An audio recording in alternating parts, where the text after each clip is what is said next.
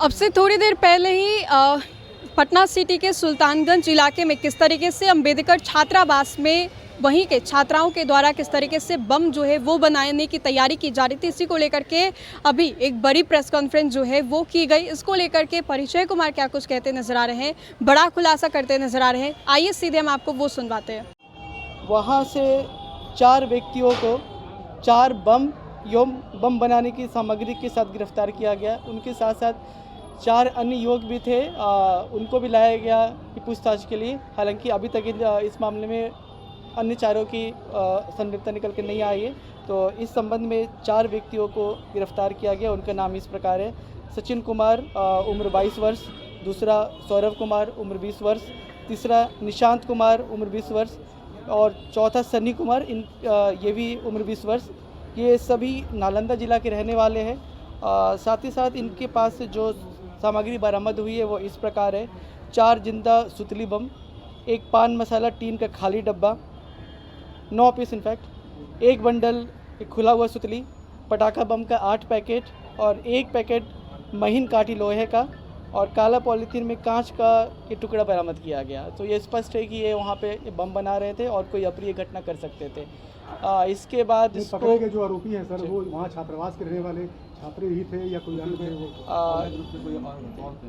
वो उस छात्रावास में ही रहते थे, यह तो स्पष्ट है, बट उन्हें रूम अलॉटेड था या अवैध रूप से रह रहे थे, इसके बारे में अभी इन्वेस्टिगेशन हमारा ये चल रहा है। यह संज्ञान में आया है कि उस छात्रावास में कई सारे छात्र अवैध रूप से भी रह रहे थे। यह मामला प्रकाश में आने के बाद इस संदर्भ में अग्रतर कार्रवाई करते हुए आज हमने वहाँ पे छापा भी मारा। उसमें विधिवत मजिस्ट्रेट की नियुक्ति की गई थी। साथ ही साथ जिला कल्याण पदाधिकारी भी हमारे साथ थे। तो जो भी संदिग्ध रूम थे वो सारे रूम्स में भी हमने चेक किया। उसके साथ साथ जो भी अवैध ये कमरे थे, वहाँ कुछ अवैध कमरे भी उन पे भी जिला कल्याण पदाधिकारी के द्वारा विधि सम्मत कार्रवाई की गई है। उन रूम्स को भी उनके द्वारा लॉक किया गया। क्या कुछ पाया गया, कुछ मिला सर या नहीं?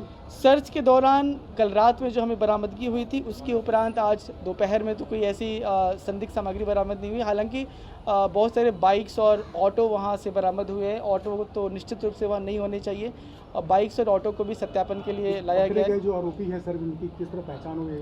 क्या रिकॉर्ड है, आपराधिक रिकॉर्ड? जो अपराधी पकड़े गए उनका आपराधिक रिकॉर्ड अभी हम खंगाल रहे हैं। उनके द्वारा बताया गया कि उनका अब तक तो ऐसा कोई रिकॉर्ड नहीं है, बट ये जो घटना करने जा रहे थे, जो काम कर रहे थे, काफ़ी संगीन काम है। ये रूम पे ही बम बना रहे थे, तो आप समझ सकते हैं ये कितना संगीन मामला था। दूसरा क्या मामला? इनके अलावा कोई और भी है सर इनमें सम्मिलित है क्या? पूछताछ में और भी कुछ नाम निकल के आए हैं जिसके बारे में अभी हम जांच कर रहे हैं। इनके द्वारा बताया गया कि कोई इलेक्शन वगैरह वहाँ होना था स्टूडेंट्स का, उसी इलेक्शन में अपना दबदबा वगैरह कायम करने के लिए ये बम बना रहे थे। दूसरा क्या मामला है? दूसरा मामला ही आपका सुल्तानगंज से ही है। सुल्तानगंज अंतर्गत दरगाह करपरा से एक व्यक्ति जिसका नाम मोहम्मद सोनू है, सूचना के आधार पे इसके घर से एक देसी कट्टा और एक जिंदा कारतूस बरामद हुआ है और साथ ही साथ इनको गिरफ्तार करते हुए अग्रतर कार्रवाई की जा रही है। इनका भी आपराधिक इतिहास अभी हम खंगाल रहे हैं। क्या योजना थी इनके सर? इनके पास देसी कट्टा थे और इन्होंने अपने पूछताछ में बताया कि यह कुछ अन्य साथियों के साथ मिलकर लूट की योजना ये बना रहे थे।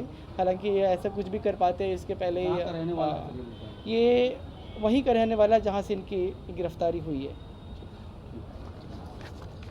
मैं आपको बता दूं, ये तीसरा मामला है मसौड़ी थाना से।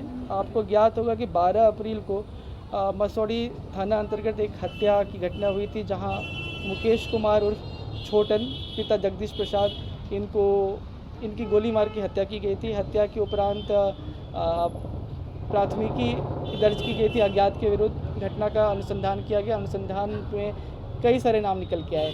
उसमें से एक ये प्रमुख अपराधी जिसका नाम गौतम कुमार उर्फ चिन्नी है, उसे कल गिरफ्तार कर लिया गया है। इनका आपराधिक इतिहास भी है। ये पास्ट में भी धनंदवा की थाना कांड संख्या 118-25 में भी आरोपी थे। साथ ही साथ अभी कुछ दिन पहले रामकृष्ण नगर में एक गोलीबारी की घटना हुई थी 10 अगस्त को, जिसमें दहशत फैलाने के उद्देश्य से गोलीबारी की गई थी। उसमें भी यह नामजद अभियुक्त है। और हत्या क्या वजह थी सर? सामने अभी तक जो निकल के आया है कि हत्या की वजह ज़मीन के व्यापार में वर्चस्व को लेकर हत्या हुई थी। और भी इसमें कोई सम्मिलित थे कोई? अन्य भी ये कई सारे नाम हैं जो निकल के आए थे, उन सभी की गिरफ्तारी के लिए भी प्रयास करते हैं।